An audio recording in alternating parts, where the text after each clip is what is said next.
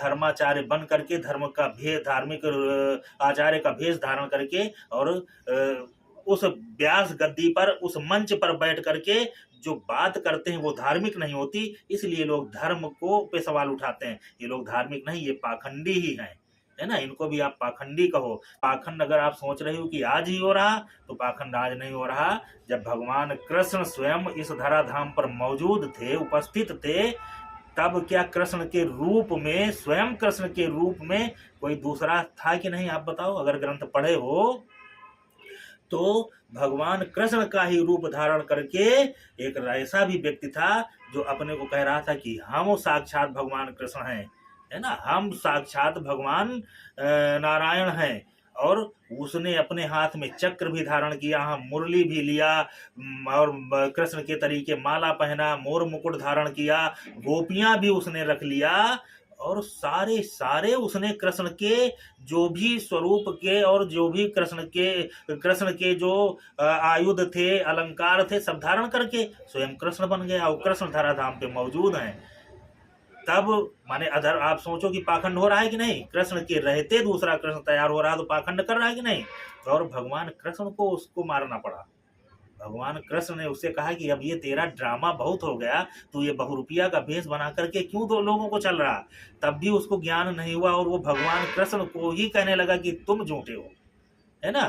तब भगवान कृष्ण ने उसका वध किया।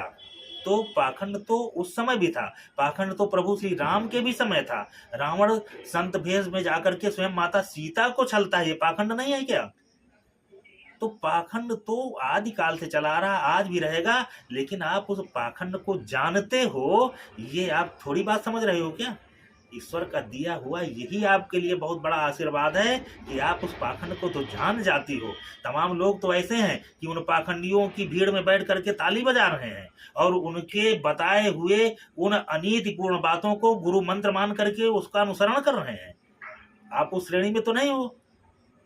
तो गुरु भी अपने लिए नरक गामी बन रहा है और अपने साथ में लगी हुई चेलों की भीड़ को भी कुपथ पे चला रहा है। आप उसमें तो नहीं शामिल हो। आप कम से कम अच्छे बुरे का ज्ञान है, आपको ज्ञान है, आप जानती हो कि पाखंड का क्या है।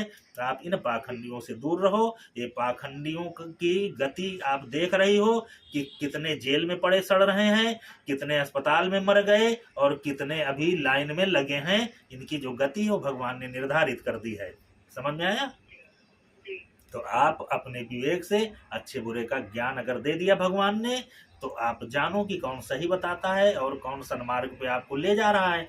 जो व्यक्ति आपको ईश्वर से जोड़ दे, आपके हृदय में भगवान के प्रति प्रेम उत्पन्न कर दे, वही व्यक्ति को आप सत्य मानना। और जो व्यक्ति अपनी श्रेष्ठता बताने लगे, अपने को ही वो सर्वश्रेष्ठ बताने लगे और आपकी नजरों में साबित करने लगे, तो आप समझना कि ये पाखंड है। और जो व्यक्ति ईश्वर को ही सब कुछ आपकी नजर में बना दे, है ना, बताने से नहीं, आपकी नजर में, आपके दिमाग में ईश्वर का भर दे, वो ईश्वर को भर दे और ईश्वर को ही सब कुछ आपको बता दे और आपको महसूस करा दे, वही सच्चा व्यक्ति, वही ईश्वर का भक्त है।